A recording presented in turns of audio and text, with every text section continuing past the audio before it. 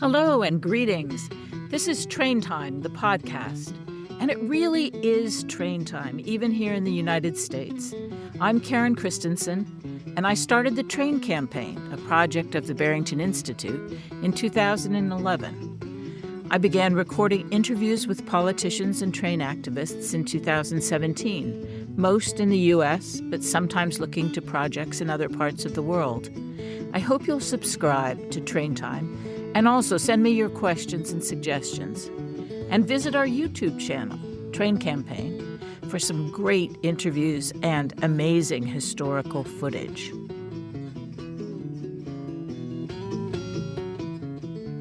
I'm Karen Christensen. Some people call me the Train Lady. I think back to one Saturday morning when I was looking through a pile of old garden tools at a tag sale in the Berkshires. The woman running the sale walked over to me. "I know you," she said. "You're the woman who wants to bring back the trains." I nodded. "Well, good luck with that," she said. Her skepticism didn't surprise me. I'd heard it all before. Don't count your chickens, don't hold your breath. A lot of people still think that passenger rail service from the Berkshires in western Massachusetts to Grand Central Terminal in Manhattan is pie in the sky or a pleasant daydream. They are startled and then excited when I explain that it's perfectly feasible to restore train service and that Massachusetts has already invested more than $50 million to that end. I point in the direction of the tracks and I say, "We could have passenger trains here this year. The tracks are ready." I may be called the Train Lady, but I'm not a lifelong train buff. In fact, I didn't ride a train until I was 19 and moved to England. But for over a decade, I devoted a lot of volunteer time to the Train Campaign, a grassroots group that was, and still is, a project of the Barrington Institute. This podcast is being recorded in July 2024, not a time when trains or public transportation are the top thing on people's minds. But I'm often asked about the current situation with the Berkshire Line, as well as about the Amtrak service called the Berkshire Flyer. I've written before about these projects and how they are different, so I'm making this recording in the hope that it will soon be superseded by further developments on the Berkshire Line. There's also a good deal of discussion in Massachusetts about an improved east-west train service across the state to Boston. That's another story, though, a big and important one, and I will leave that to my more knowledgeable colleague, Ben Heckscher, of Trains in the Valley. Again, I'll put the details in the show notes. I started the Train Campaign in 2011 when I'd returned from China, where I'd been riding some of their truly remarkable, excellent, fast, high-speed trains.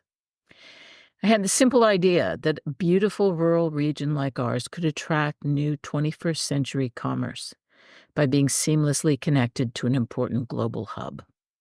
Our goal has always been the restoration of passenger service on the Berkshire Line.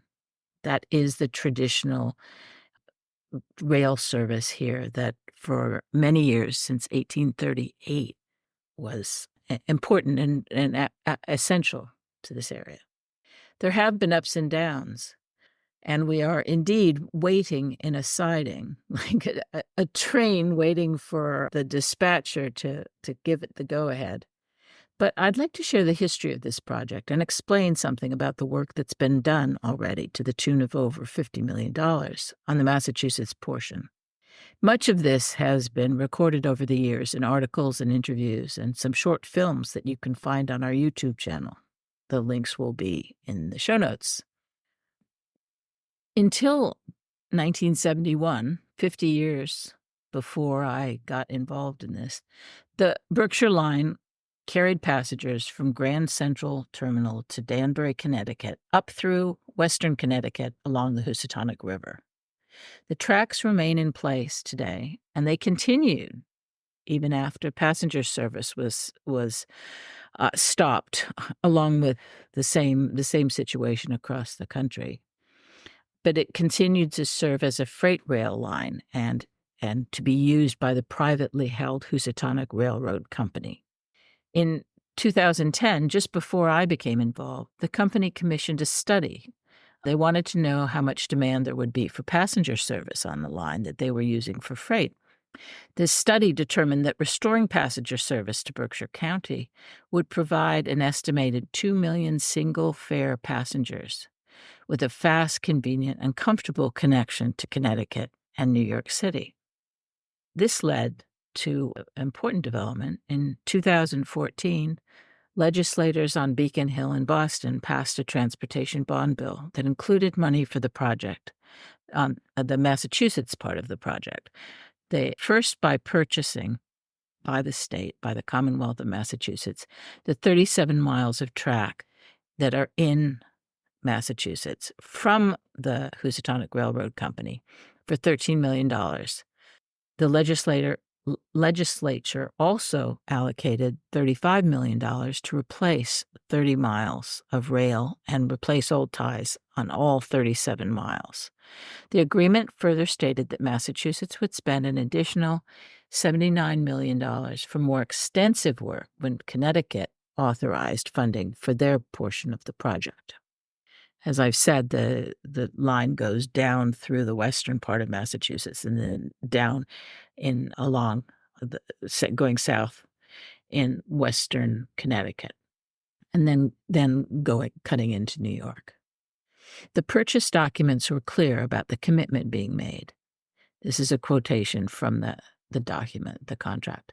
The acquisition of the subject railroad assets is one step in what Mass DOT, the Department of Transportation, anticipates will be an involved multi-step process that ultimately will lead to the establishment of a new railroad passenger service route in the Northeast. This was spearheaded by Governor Deval Patrick. When Governor Patrick stepped down in 2015, Mass DOT downgraded the project, saying they could not continue the effort because Connecticut wasn't interested and was in fact facing its own significant financial difficulties. In a surprising reversal, however, upgrade work on the line began in July 2018, and a $30 million infrastructure project took place over the next, it was stretched out because of COVID, but the work was done. The track and tie work was done even during the pandemic and has been completed now. And that brings the total spent to over $50 million. Of course, the plan has been that it would be justified, that expense would be justified by the reintroduction of passenger rail service. It's a major taxpayer investment that at the moment is only benefiting a privately held company. Before the COVID lockdowns, there actually were positive developments in Connecticut, and we spent a fair amount of time trying to build up our presence there and make connections with the politicians who were, on the whole, very much in favor, very keen on adding, restoring train service. One of the things that was happening then there was much discussion about extending Metro North service past Danbury to New Milford, and there was a $1 million study commissioned aimed at figuring out how to build a rail link from Danbury to southeast New York on what's called the Maybrook line that would make they called it the fast track for faster commuting to New York City. Both of those sections would be sections of the Berkshire Line. So, to paraphrase the late astronaut Neil Armstrong, one small step to New Milford, one giant leap toward passenger rail to the Berkshires. These plans are still afloat now, after the pandemic, under new leadership. Another possibility is one I went to Western Pennsylvania to explore in October 2022. A company there was refurbishing London Underground cars for light rail electric train service that would be very suitable for the distance that we have here in Massachusetts between the various towns that are along the line from Pittsfield down to the border. We talked about putting some of these cars on the upgraded Berkshire Line and running them just over the border to the historic Canaan station, where the Housatonic Railroad Company actually is based, so that track would be quite suitable. And then we'd have a footprint in Connecticut and would have the chance to give people let people ride the train here to have the convenience of it, but also to see what an asset it would be to the area, how convenient it would be, and actually what a beautiful ride it is as well. Restoration of passenger service on the Berkshire Line, I want to note, is a completely different project from the Berkshire Flyer, a seasonal weekend service between Pittsfield and New York City run by Amtrak via Albany, New York, which is slightly to the north and west of Pittsfield. So it's a kind of elbow route. That initiative was modeled after the Cape Flyer, which brings summer weekend tourists from Boston to Cape Cod. The weekend Berkshire Flyer service has been criticized for being inflexible and totally tourist-oriented, but that's not quite correct. There actually is daily passenger service from Pittsfield to New York on the Albany route. So the Berkshire Flyer passengers could certainly purchase a separate train for the regular daily service. What's different is that the daily Amtrak service requires one to actually step off the train and wait in Albany and then switch to another train that would take you to Pittsfield, where the Berkshire Flyer, it sits and makes some track changes, but you can stay in the same seat. And it's perfectly feasible to take the Flyer in one direction and another train when you return home. In any case, with any of these proposed services, and there are such projects all across the United States, in Indiana, in Montana, often using, just as we're talking about, using a line that used to have passenger trains and that has simply been reduced to freight train only, where we're talking about now putting passengers back on. It's completely feasible to have both freight train and passenger trains running on the same line if it's done correctly and using modern technology to ensure safety. The important question to ask about any of these investments, and often with taxpayer money, is who benefits. Calculating the myriad benefits of passenger rail is something we've long thought about at the Train Campaign. We think about it, talk about it, and we ask that it be included when the state makes, it commissions studies and research, because so often departments of transportation are focused only on moving people from one point to the other. Calculating the benefits is not the focus of the kind of research they commission in general. But we consider it essential to calculate the return on investment in terms of the environment, in terms of public health, economic vitality, and employment and educational opportunities, as well as the tax revenue to come from the developments that are spurred by having excellent passenger train service. Perhaps the biggest difference between the Berkshire Line that we have so long focused on and the weekend Berkshire Flyer is the people that they will serve. Train services like the Cape Flyer or the Berkshire Flyer are designed for weekend tourists and for people who do, and in the case of the Berkshire Flyer, to attract people who do not already come to the Berkshires. Because you can get to the Berkshires quite easily by driving, if you don't mind driving. And there is Metro North service to Wassaic, as well as Amtrak service to Hudson. So it is feasible, but what we have wanted is to have train service that actually comes to our towns here in Berkshire County. The Berkshire Line would serve a much wider, more diverse, and a year-round market. It would be great for tourists and second homeowners too, of course, but it would serve county residents who need to be able to get to New York regularly. And it would enable their friends and business colleagues who would suddenly have convenient access to the towns of Western Connecticut and Massachusetts. This was what I originally thought. I thought if there were train service here, I would just tell if I had a colleague who wanted to come and visit me a colleague from Europe or a colleague from China, I'd say, all right, you fly to New York, go to Grand Central, go up to the ticket counter and say, I want a ticket to Great Barrington. And it would be as simple as that. To get here now is not simple for someone who's traveling from abroad. And there is has long been a great deal of interest in having such a train service. The Berkshire Line was the top line item in a priority table included in the draft and the final Berkshire County 2020 Regional Transportation Plan. That's a long-range, 25-year comprehensive document that provides the basis for future transportation investment and planning in this region.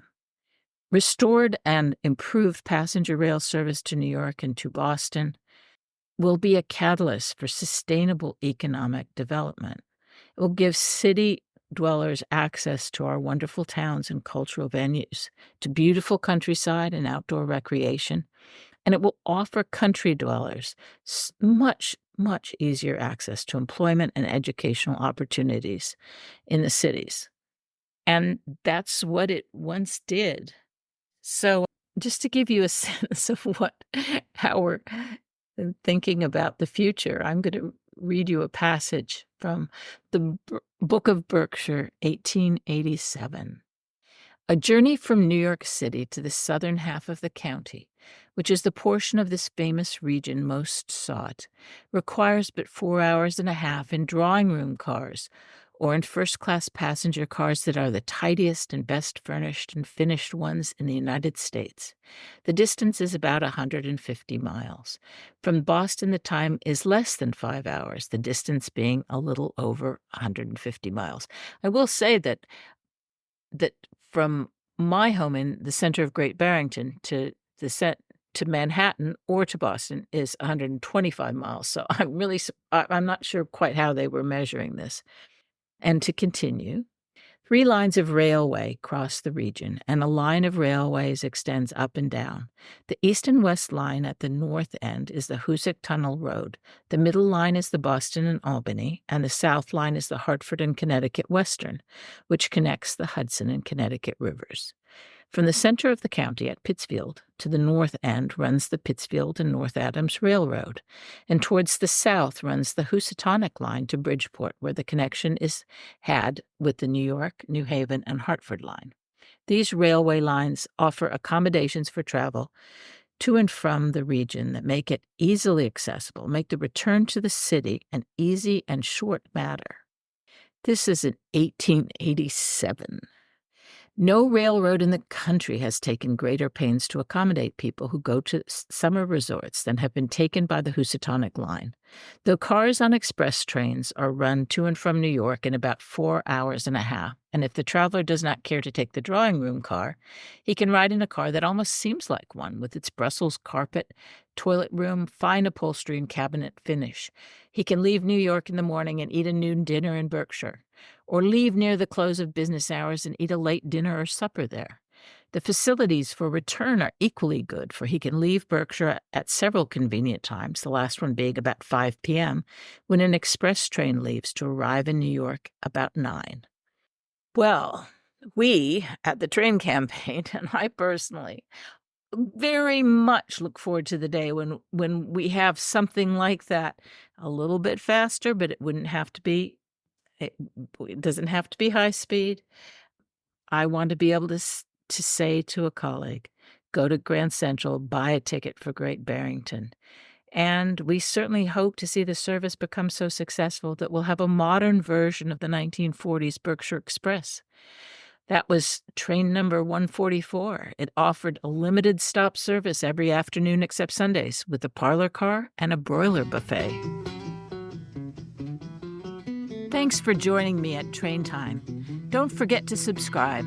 Send me your suggestions for future shows, and visit our YouTube channel, Train Campaign, for some great interviews and amazing historical footage, including a bit from the documentary The Last Train to Pittsfield, filmed in 1971.